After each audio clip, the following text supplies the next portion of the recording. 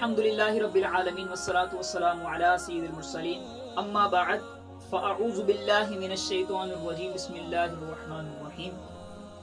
فرمان مصطفیٰ صلی اللہ تعالی علیہ وآلہ وسلم، جس نے مجھ پر ایک بار درود پاک پڑھا اللہ تبارک و تعالی اس کے لیے ایک قرات اجر لکھتا ہے اور ایک قرات احد پہاڑ جتنا ہے۔ صلو علی الحبیب صلی اللہ تعالی علی محمد صلی اللہ تعالی علیہ وآلہ وسلم۔ میرے ناظرین، میں امید کرتا ہوں کہ آپ سب خیر و عافیت سے ہوں گے۔ آج ہم سبق نمبر 3 کا آغاز کر رہے ہیں۔ سبق نمبر 3 حرکات کے بارے میں ہے۔ ہم سب سے پہلے یہ پڑھیں گے کہ حرکات کہتے کسے ہیں۔ حرکت کی جمع حرکات ہے۔ حرکت کی جمع حرکات ہے۔ زبر، زیر اور پیش کو حرکات کہتے ہیں۔ یہ زبر ایک حرکت ہے، یہ زیر ایک حرکت ہے اور پیش ایک حرکت ہے۔ ان سب کو ملایا جائے تو یہ سب حرکات بنتی ہیں۔ اور زبر اور پیش حرف کے اوپر ہوتے ہیں اور زیر جو ہے وہ حرف کے نیچے ہوتی ہے۔ زبر اور پیش حرف کے اوپر ہوتے ہیں اور جو زیر ہے وہ حرف کے نیچے ہوتی ہے۔ اور میرے ناظرین، جس حرف پر کوئی حرکت ہو اسے متحرک کہتے ہیں۔ جس حرف پر کوئی حرکت ہو اسے متحرک کہتے ہیں۔ یہ حمزہ ایک حرف ہے، اب اس کے اوپر حرکت ہے تو جو حمزہ ہے یہ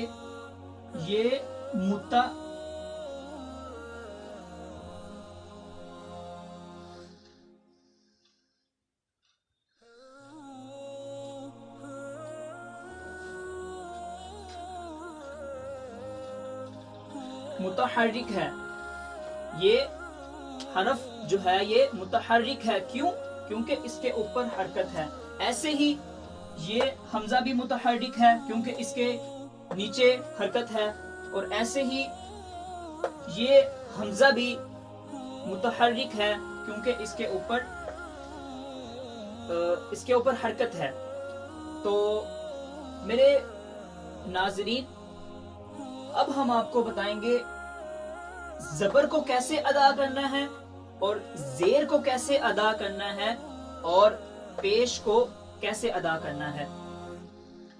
زبر کو ادا کرتے ہیں منہ اور آواز کو کھول کر۔ کیسے؟ جیسے حمزہ زبر آ، حمزہ زبر آ۔ اب منہ اور آواز کو کھول کر ہم نے زبر کو ادا کیا، اور اس کے ساتھ ساتھ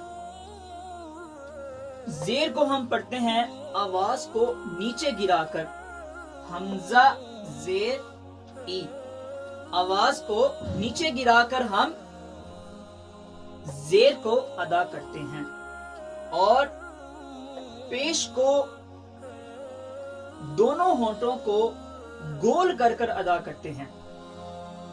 جیسا حمزہ پیش او، اب اس کو ادا کرتے وقت دونوں ہونٹ گول ہوئے۔ تو میرے ناظرین، آپ سمجھ گئے ہوں گے زبر اور زیر اور پیش کو کیسے ادا کرتے ہیں۔ اب ہم آپ کو بتائیں گے ان کو پڑھنے کا طریقہ۔